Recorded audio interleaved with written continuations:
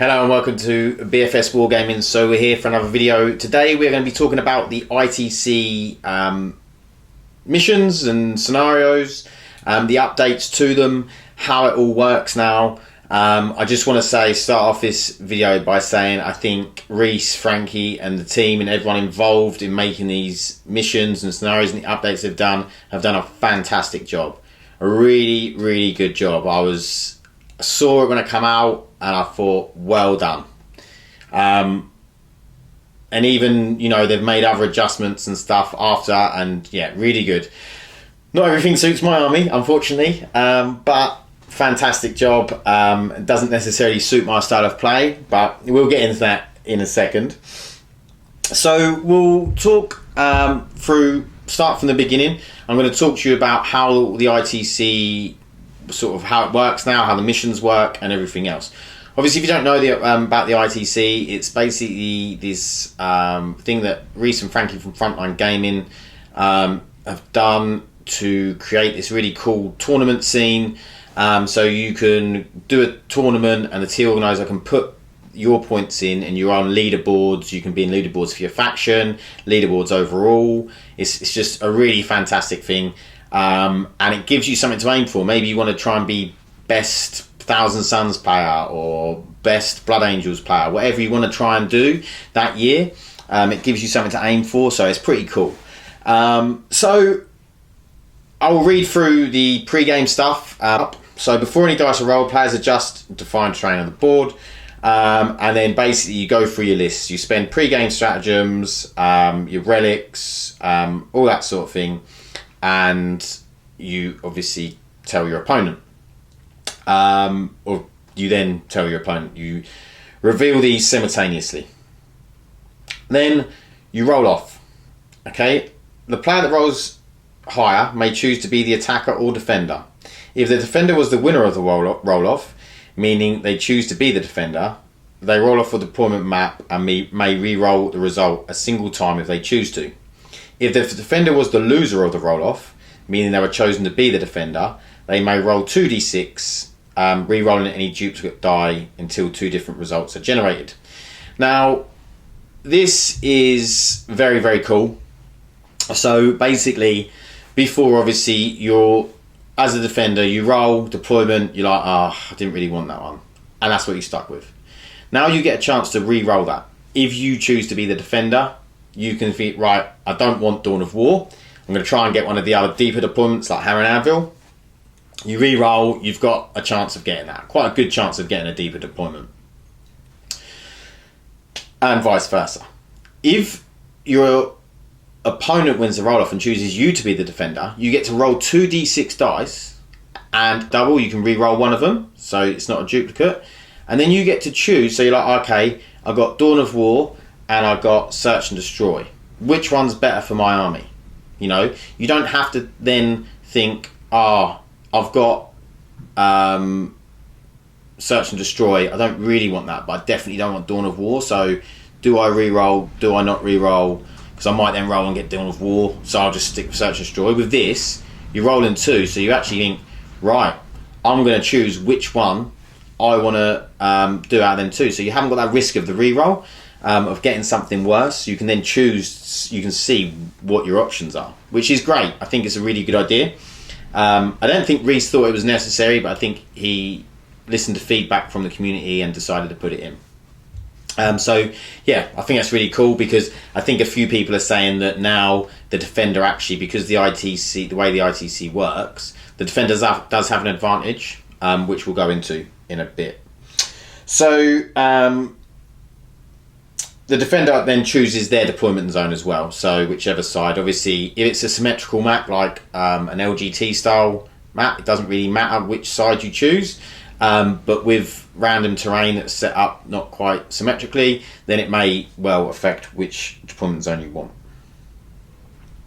Step 3, players then choose objectives. The following scenario guidelines listed in the mission instructions. So basically you choose where some of the mission scenarios you choose where the objectives go. Some of them you just, it shows you where to go and you put them down.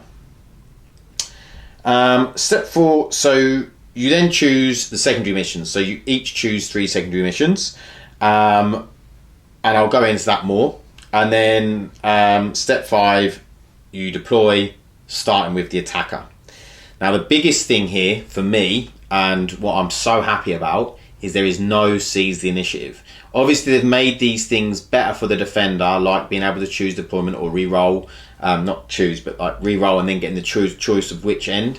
I mean, that's huge. And they've taken seize out, which I've always been a big advocate of not having seize the initiative. It's something that I think can really just ruin a game. And now they've made, and I understand why it was there, because then it's always like, oh, let's go turn 1, let's go first. But now they've given a bit more advantage to the defender. It's not an automatic, oh, let's go first anymore, you know, because of the way the ITC works, which I'll go into. So it's always 6 battle rounds. So it's always that length, you never roll off. And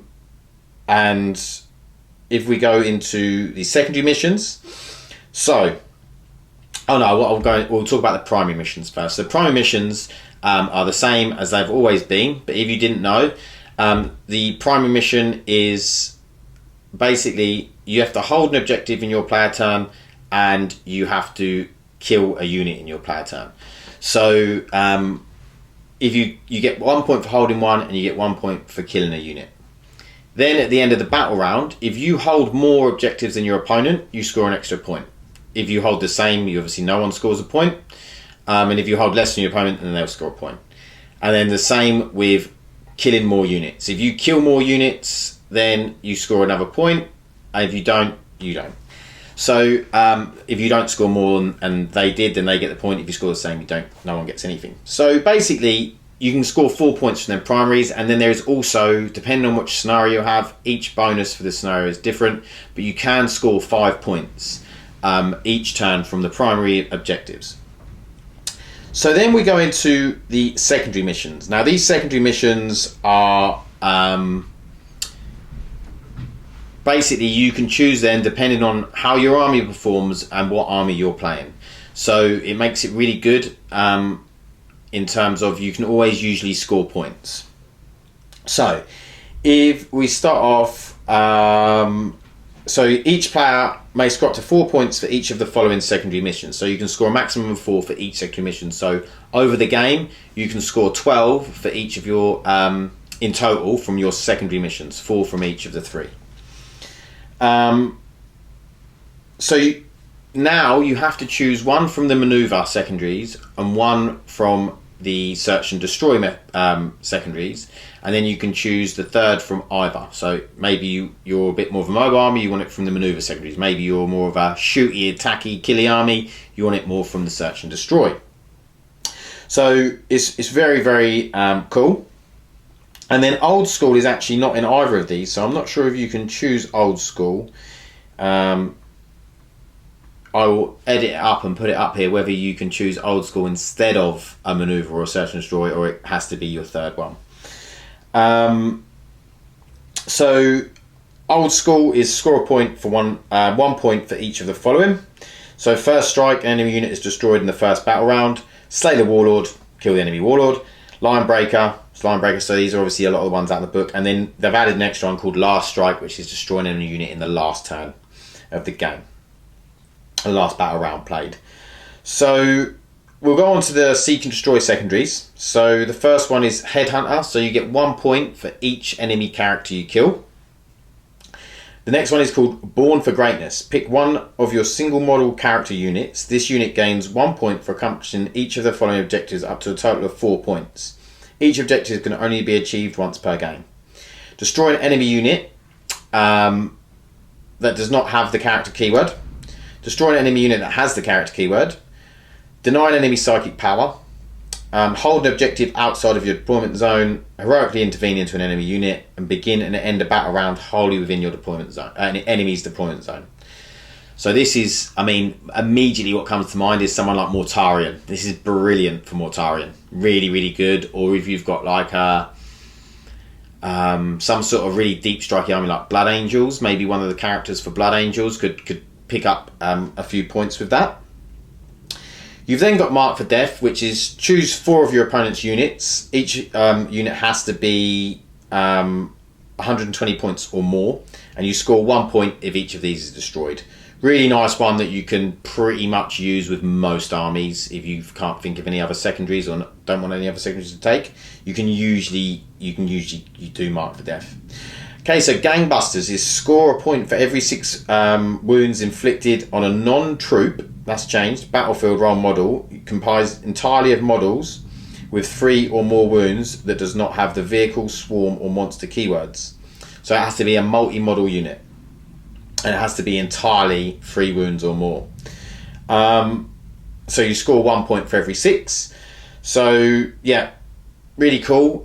Just a little thing to note, things like Tyrannid Warriors get round this. What is it? The little AdMech things on wheels, their troop choices, the destroyers, I think they're called, Cataphront destroyers maybe. They get round that Gangbusters rule, so pretty cool. However, they do probably will fall into Reaper if you're taking a lot of them. So, Big Game Hunter. Earn 1 point for every 10 cumulative wounds dealt to enemy units containing monster, titanic or vehicle keyword.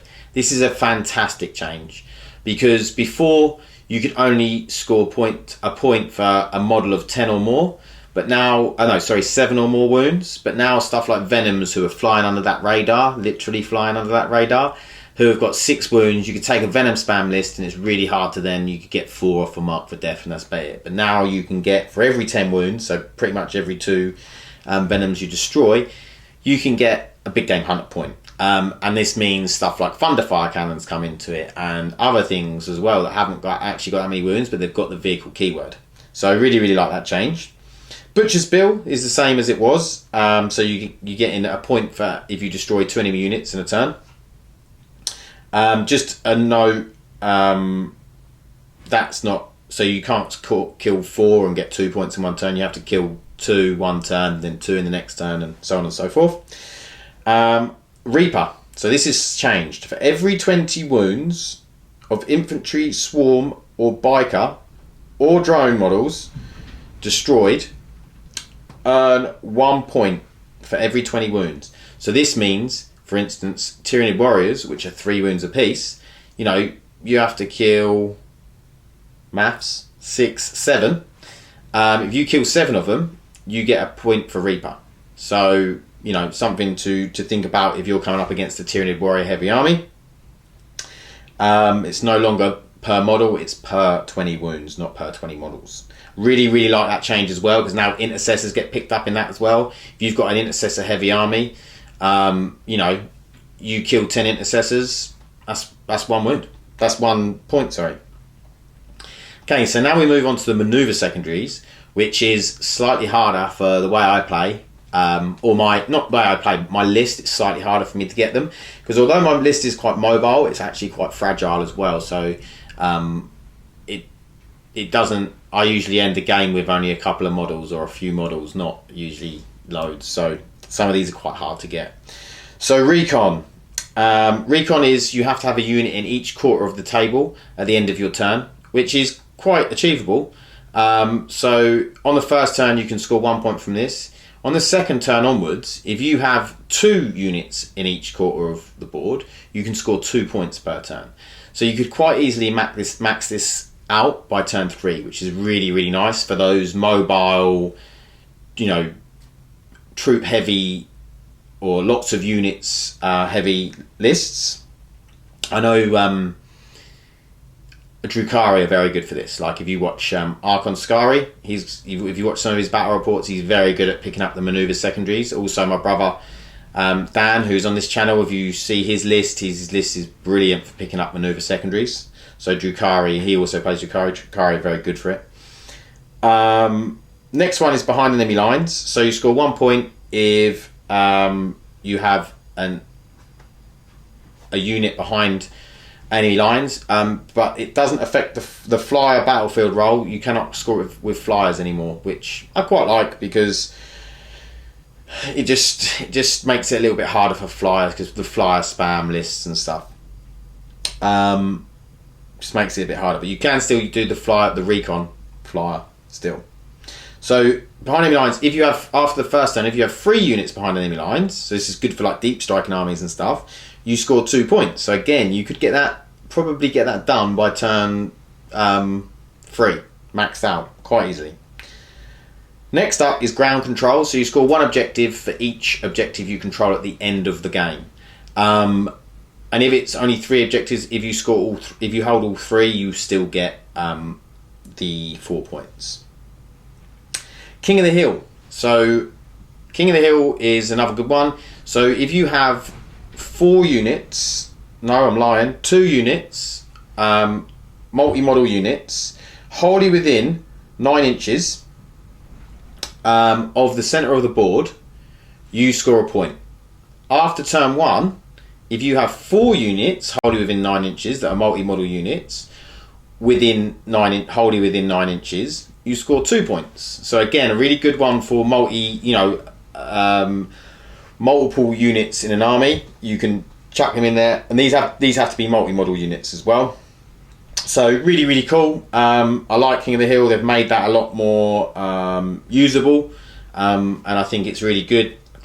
People trying to get into that middle of the board makes you come out, which is really, really nice. And this is what is really good for these maneuver secondaries. It's making these castle armies that just sit at the back and do nothing. It's making them move out.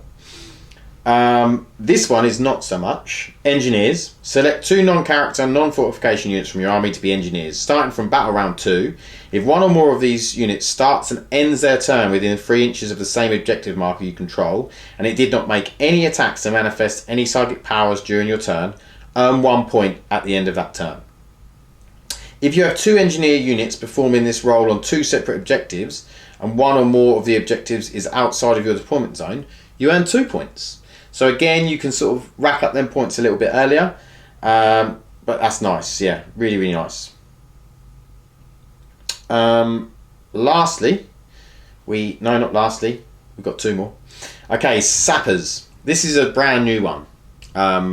So select 2 non-character, non-fortification, non-flyer battlefield role units from your army to be sappers. So long as a sapper unit ends your turn within 3 inches of an objective outside of the controlling player's deployment zone and made no attacks or attempted to manifest any psychic powers that turn, the sapper unit may render the objective unscorable for any primary or secondary objectives for the sapper's unit's opponent.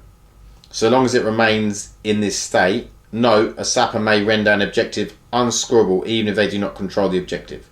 Once rendered unscorable, an objective remains in this state until the sapper moves more than 3 inches away from it, is destroyed, makes any attacks, or manifests any psychic powers.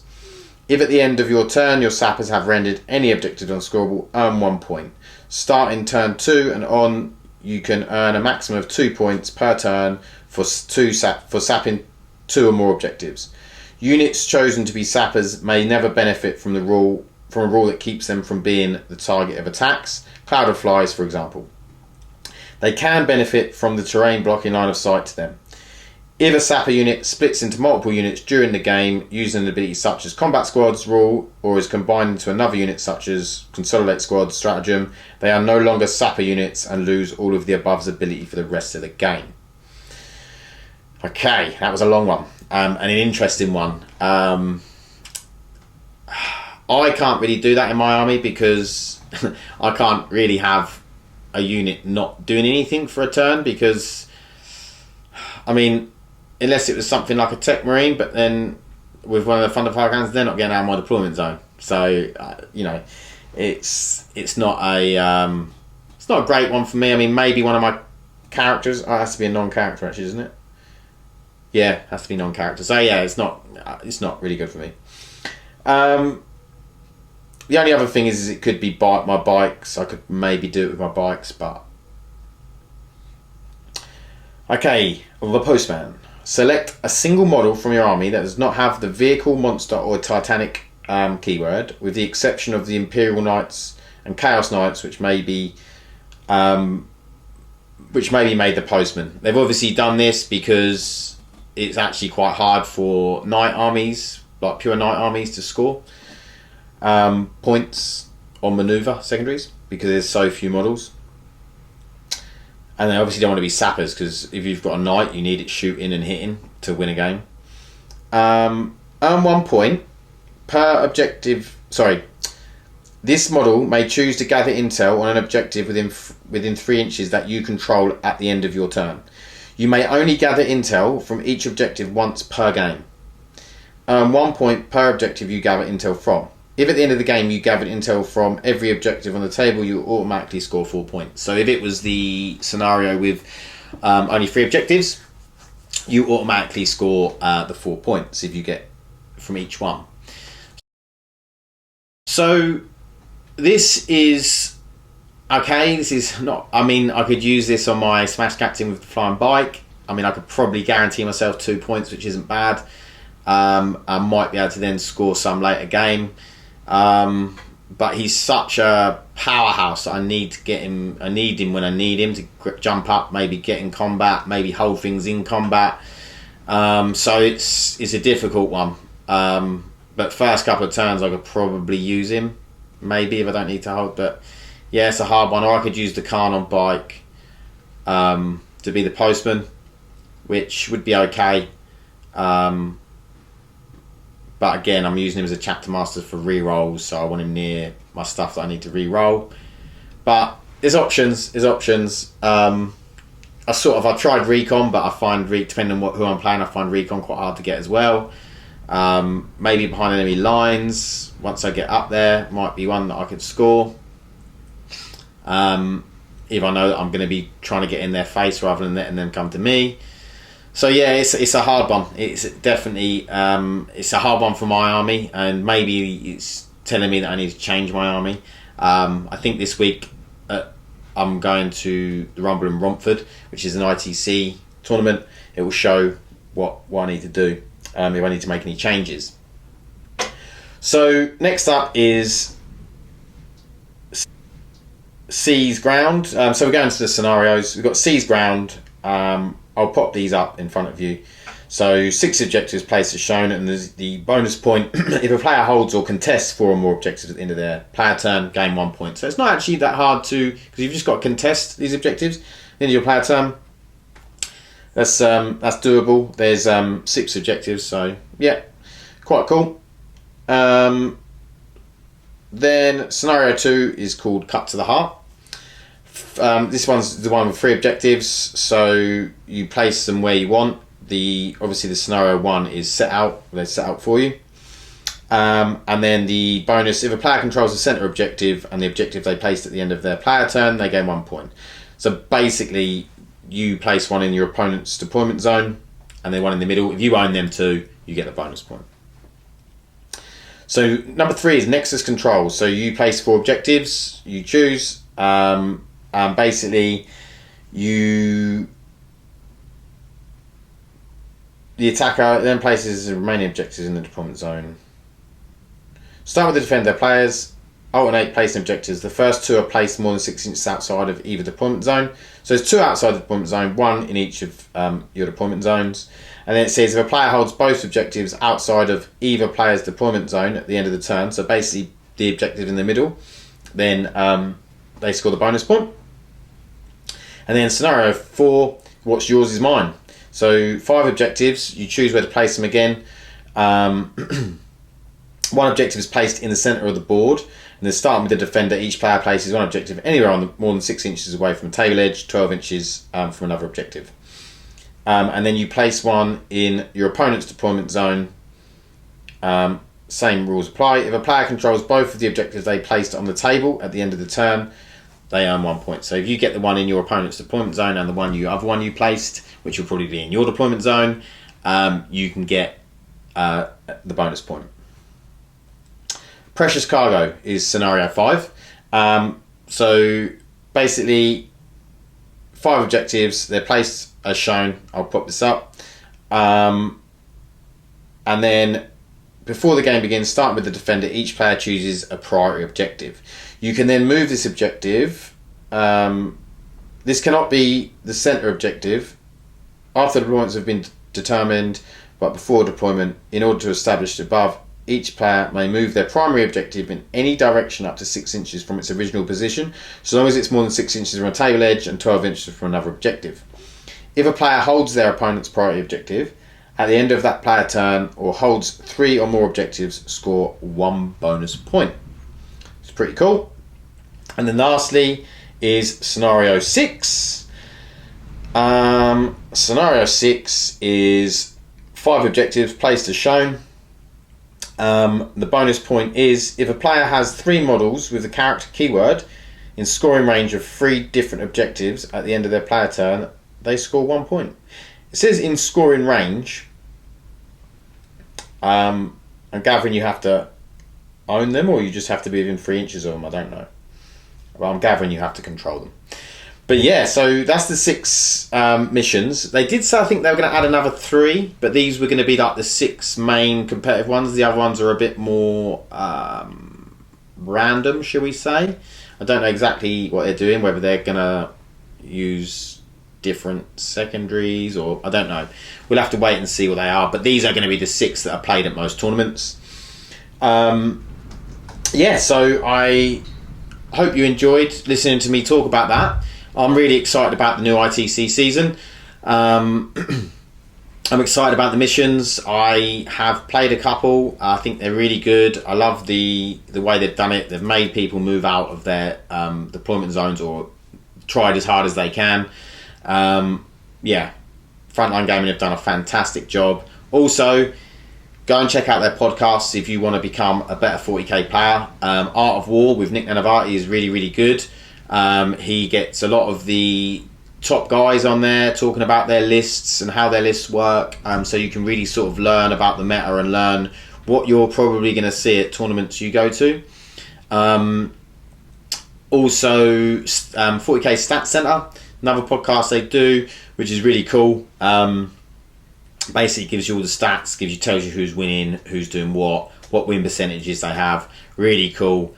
I know the Falcon is on there. I see him pop up on Facebook, hitting people with stats every now and again. So yeah, that's really good. And then they also have Chapter Tactics, which is basically just talking about the competitive scene. They bring up different topics on Chapter Tactics. So sometimes they talk about how to perform better. I know there was one about nutrition and exercise and things like that. Scari's on there a lot, and Brandon Grant, who are both very, very good 40k players and very knowledgeable. So, you know, always good to listen to guys like that, and also listen to they talk about the ethos and how what sort of 40k player you should be, how you should handle situations, because 40k isn't really straightforward in terms of, you know, should you let someone go back and do something, and it's something that I have sort of come to learn over playing competitively. Sort of, I know the player that I want to be, and I'm just hoping that my opponent is going to be that sort of player as well. I would say I'm a pretty fair guy. So yeah, I hope you enjoyed listening to me talk about the ITC. Go to Frontline Gaming to have a look at all of the stuff that I've just talked about, and really study it if you're planning to do an ITC tournament. I do have an ITC tournament coming up on the 4th and 5th of April in Colchester at 40k Gaming. So I'm going to be the tournament organiser with Andy from 40k, so we're running it together, and hoping it's going to be really, really good. And I think there's still a few tickets left, so if you're in the area, then grab a ticket, and stay lucky, and I'll see you in the next one. Thanks, bye.